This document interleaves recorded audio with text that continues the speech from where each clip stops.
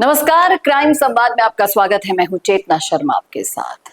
आज एक कहानी है बाड़मेर की, जो सच्ची घटना पर आधारित है। किसी फिल्म की स्क्रिप्ट जैसा जरूर लगेगा आपको, लेकिन इसका अंत बहुत डरावना रहा। सीकर की आंगनबाड़ी सुपरवाइजर मुकेश कुमारी अपने प्रेमी, जो कि सरकारी स्कूल टीचर मानाराम से शादी के सपनों को सच करने के लिए 600 किलोमीटर दूर चली गई। 4 दिन तक दोनों एक ही छत के नीचे रहे, वक्त बिताया, लेकिन 5वां दिन ऐसा आया कि सब कुछ बदल गया। सुबह की खामोशी में गूंजे चीख और सरिये के वार। जी हां, शिवनगर की एक गली में खड़ी अल्टो कार से खून टपक रहा था। ड्राइवर सीट पर बैठी मुकेश का सिर पूरी तरह से लहूलुहान था। उस पर कई बार लोहे के सरिये से वार किए गए थे। पुलिस के पहुंचने तक घटना स्थल पर सन्नाटा पसरा रहा। आपको बता दें कि हुआ क्या। तो मुकेश मानाराम के साथ 4 दिन तक उसके घर पर रही। अपने प्रेमी के परिजनों से मिलने और शादी पक्की करने की जिद करना इसके लिए जानलेवा साबित हुआ। मानाराम ने उसे परिवार से मिलवाने से साफ मना कर दिया, जिसके कारण मुकेश नाराज हो गए। पुलिस चौकी पहुंच गई और शादी का झांसा देने का आरोप इस पर लगा दिया। लेकिन पुलिस ने क्या किया, इन दोनों को समझा दिया और वापस भेज दिया। लेकिन अगली सुबह सब कुछ बदल गया। कथित रूप से दोनों में फिर से झगड़ा हुआ। गुस्से में मानाराम ने पास रखी लोहे की रॉड उठाई और मुकेश पर बेरहमी से वार कर दिया और फिर खुद कबूल लिया। हत्या के बाद मानाराम ने सुबह लगभग 6:45 बजे अपने परिचित वकील को फोन किया और कहा कि मुकेश और मेरा झगड़ा हो गया था और गुस्से में सरिये से मैंने उस पर वार कर दिया। उसकी मौत हो चुकी है और अब मैं थाने जा रहा हूं। इसके जो सहयोगी वकील थे, साथी थे, उन्होंने भी यही बोला कि पुलिस के पास जाओ और सरेंडर कर दो। पुलिस को सूचना दी गई। पुलिस मौके पर पहुंची, सबूत जुटाए, आरोपी को डिटेन कर लिया गया। अब पुलिस की जांच एसपी नरेंद्र कुमार मीणा के अनुसार जो चली, जहां एफएसएल और एमओबी टीम ने घटनास्थल से अहम सबूत भी जुटाए। और आपको बता दें कि शव जिस हालत में मिला था उसको आप देख नहीं सकते थे।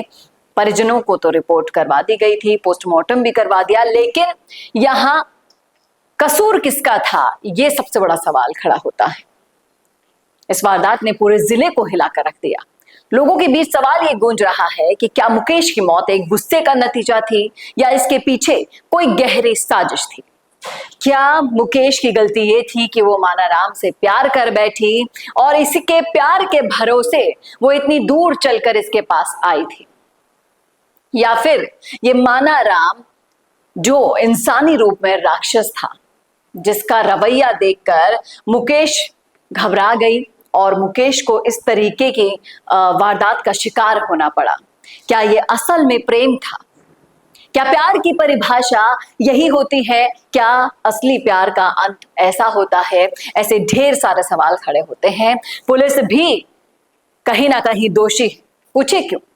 वो इसलिए क्योंकि ये दोनों जब झगड़ा करके पुलिस के पास गए थे, जब मुकेश पहली बार ही पुलिस के पास चली गई थी, तभी उन्हें संज्ञान ले लेना चाहिए था इस मामले का। जो हश्र होने वाला था उसका अंदाजा शायद पुलिस नहीं लगा पाई। ये चूक यहां पर पुलिस से भी हुई जनाब, क्योंकि जब मुकेश इस पर आरोप लगा रही थी कि इसने शादी का झांसा देखकर उसके साथ गलत काम किया है और कहीं ना कहीं अपने परिवार से नहीं मिला रहा, यानी कि खोट इसके मन में पहले से था, ऐसे आरोप पुलिस के सामने लगाने के बावजूद भी पुलिस ने क्या किया, समझा बुझाकर घर भेज दिया।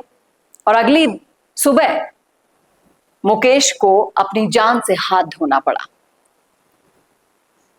ये आदमी मुकेश का फायदा उठा रहा था और जब फायदे की सीमा क्रॉस कर गई, तब मुकेश ने जैसे ही धमकी दी तो इस राक्षस ने इसे मार डाला रॉड से। अभी देखिए, तमाम तरह के आरोप लगाए जा रहे हैं मुकेश पर भी, लेकिन असली कसूर किसका है ये आपके सामने क्लियर कर चुके हैं हम। अब आप बताइएगा किसकी गलती है?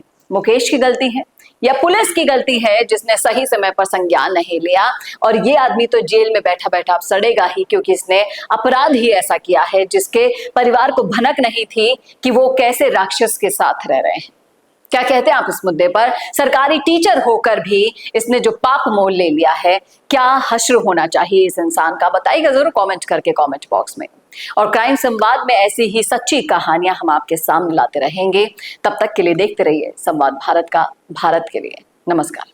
भारत का सबसे तेजी से बढ़ता हुआ डिजिटल न्यूज चैनल, जिसका परिवार 4,17,000 लोगों से भी ज्यादा बढ़ रहा है। वो संवाद न्यूज चाहता है हर जिले और हर राज्य में मीडिया पार्टनर्स। तो अगर आप बनना चाहते हैं संवाद न्यूज के पार्टनर्स, तो कांटेक्ट करें नीचे दिए गए नंबर पर। इसके अलावा अगर आप वीडियो एडिटर बनना चाहते हैं या फिर न्यूज इंडस्ट्री में बतौर इंटर्न सब सीखना चाहते हैं, तो संवाद न्यूज के जयपुर हेड ऑफिस में काम करने के लिए संपर्क करें स्क्रीन पर दिए गए नंबर पर।